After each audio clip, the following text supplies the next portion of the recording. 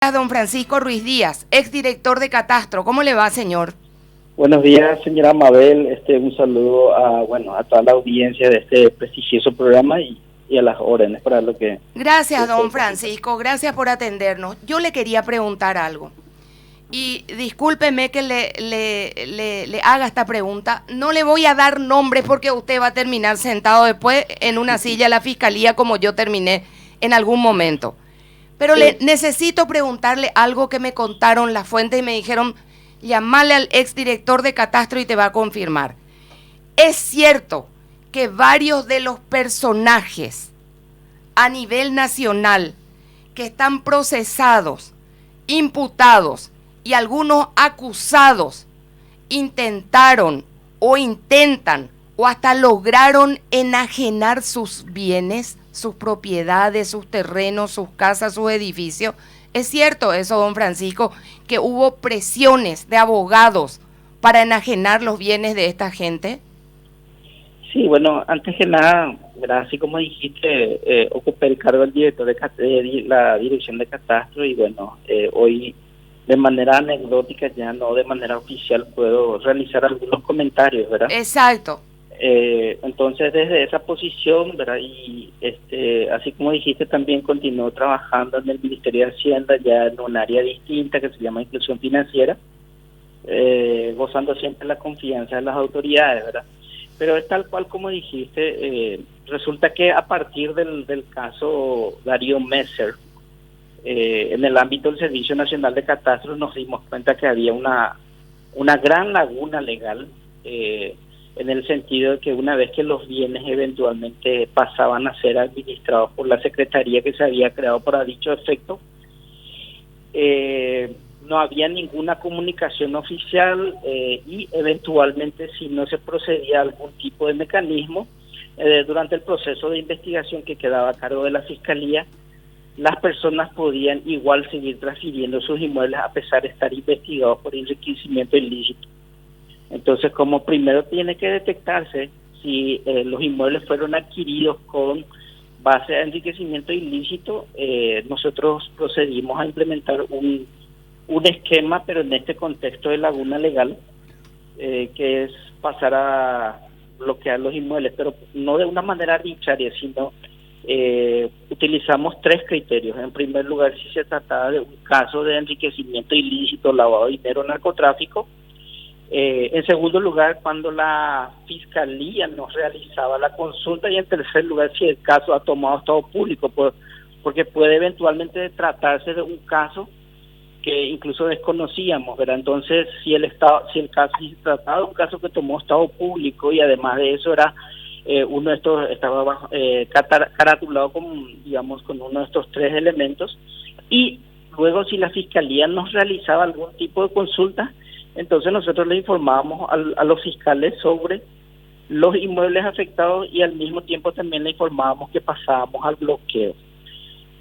Y efectivamente es un procedimiento que no le gustó a los abogados y a los dueños de esas propiedades. Exacto, ¿verdad? Incluso llegué a tener demandas con amenazas llegué a tener casos concretos de demandas por daño y perjuicio, ¿verdad? Lo cual tenía que asumir de manera personal, pero lo hice con la convicción de que prefería ser demandado por daño y perjuicio que eventualmente tener que justificar cómo es que habilitamos la venta de inmuebles sin ningún tipo de esfuerzo por evitarlo, teniendo en cuenta que se trataban de casos investigados y de notoriedad pública, ¿verdad? Es gravísimo. Entonces, don Francisco, sí, porque esto significa que había una zona gris que fue aprovechada por esta gente y por sus asesores legales para amedrentarles a ustedes y que las propiedades se pongan a nombre de tercero de igual manera.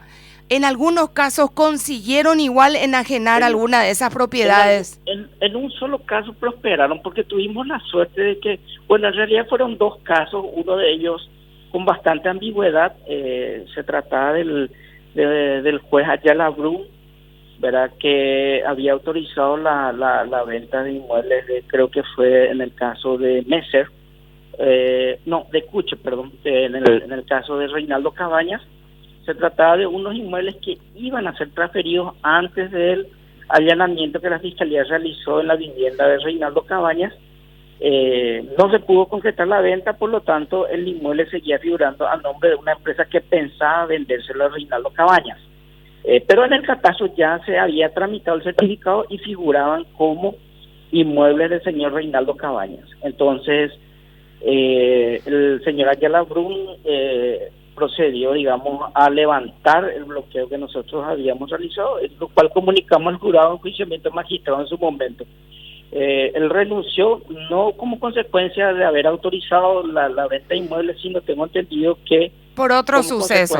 Sí, que no le correspondía, no era, digamos, o sea, no se habían agotado las instancias porque hubo una inicio y no se habían agotado las instancias previas para llegar hasta un juez en lo penal porque se trataba de un caso civil. Ese es un caso. ¿Y el otro caso cuál fue, don Francisco? Y el otro caso correspondió, digamos, a los inmuebles de Ramón González Daer, incluso en el caso específico del señor Oscar González Daer, le recibía un abogado en su momento y incluso amenazaron, ¿verdad? Y bueno, nos mantuvimos en la posición de tener que bloquear hasta que o algún juez o a pedido de algún fiscal se levante el bloqueo.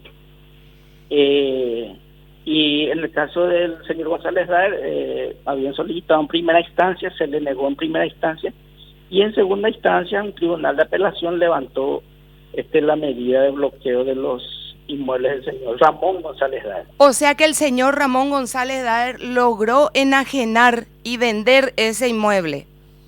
Y tengo entendido que logró enajenar una buena cantidad hasta que incluso surgió el problema con la evasión tributaria que se le había detectado, y entonces la abogacía del Tesoro, tengo entendido que solicitó el bloqueo de los inmuebles que no había podido enajenar. O sea, si eventualmente enajenó, creo que no pudo enajenarlo todo. ¿Sabe qué me preocupa, don Francisco? ¿Hace cuánto tiempo usted salió de catastro? Y hace aproximadamente 2 meses. Hace cuestión de un mes me enviaron un montón de vendo, un montón de propiedades, casas y terrenos en Luque, que tienen las famosas veredas de canto rodado con dibujos que son atribuidas al clan, y estaban toditas en vendo. Es probable que hayan encontrado la endija o la rendija, en este caso legal, para agarrar, meterse y poner todito a nombre de prestanombres esas propiedades. Y tengo entendido que es el único caso, señora Mabel, fue lo de Ramón González Daer, porque incluso en el caso de Darío Messer hubieron intentos de transferencia en San Pedro del Paraná, algunos inmuebles que tenían, San Juan del Paraná, algunos inmuebles, lo cual no pudieron concretarse por el bloqueo que nosotros habíamos realizado en su momento. También los del señor Justo Cárdenas también estaba bloqueado, pero el único caso, por lo menos que yo puedo comentar en el tiempo que duró mi gestión, tenía que ver con el caso del señor Ramón González Daer y Fernando González Carajallo, su hijo, que lograron el levantamiento de la inhibición del bloqueo. Es una medida administrativa, pero obviamente con fines de resguardo durante el proceso de la investigación. Hay una laguna legal desde ese punto de vista, y por supuesto el argumento es que entra en conflicto con con la Constitución Nacional, que establece que los derechos de propiedad son sagrados, pero en este caso se trataba de un caso de investigación y se tenía que determinar si los inmuebles fueron comprados de manera lícita o no. Imagínense que en Estados Unidos, sin tener que comer ni que beber, 2 personas como las que fueron señaladas ayer no pueden movimentar ya no es luego que no pueden entrar, no pueden mover dinero esta gente en ese lugar. Ayer una de las cosas que les avisan es que les bloquean todo, que no van a poder mover absolutamente nada. No solamente no pueden entrar, sino que le bloquean todo. Y nosotros acá permitimos que, estando procesados por hechos de corrupción, por hechos de lavado de dinero, el fruto de ese dinero ilícito o que se sospecha ilícito se sigue moviendo hasta mientras están procesados. Un escándalo por donde se lo mire. Y es una cosa que me llamó la atención, porque generalmente siempre se espera que exista una condena de por medio, pero hay una lógica acá, porque si eventualmente estos inmuebles fueron adquiridos con recursos ilícitos, vamos a decir, entonces si uno deja que se sigan transfiriendo, para cuando el fiscal termine la investigación, estas personas ya no van a tener nada. Aparentemente era un procedimiento que se utilizaba anteriormente, pero durante esa administración consideramos conveniente resguardar los inmuebles durante el tiempo que dure la investigación, que eventualmente los jueces se pronuncien si qué inmuebles fueron adquiridos con recursos lícitos, porque pudieron efectivamente haber sido productos de herencia, ¿verdad? Pero básicamente no éramos el órgano competente para determinar si esos inmuebles podían ser transferidos o no. En la gran mayoría de los casos tuvimos éxito, eso hay que aclarar. La justicia respetó la decisión administrativa del Servicio Nacional de Catastro, pero sí el caso en donde efectivamente tuvimos digamos el oficio judicial para el levantamiento de esos bloqueos fue el del señor Ramón González Daer. ¿Usted recuerda qué Cámara de Apelaciones levantó ese bloqueo, don Francisco? Usted sabe que no recuerdo, tengo una muy mala memoria. No importa, don Francisco, yo me voy a mover para averiguar, es algo que tenemos que saber. Le agradezco mucho, señor. De atreverse también, señora Mabel, porque si bien es cierto, podía existir una laguna legal, uno tiene también la obligación como funcionario público de velar por estos procedimientos. Algunos decían que uno quería instalarse por encima de la ley, cuando en realidad es como usted dice, ¿verdad?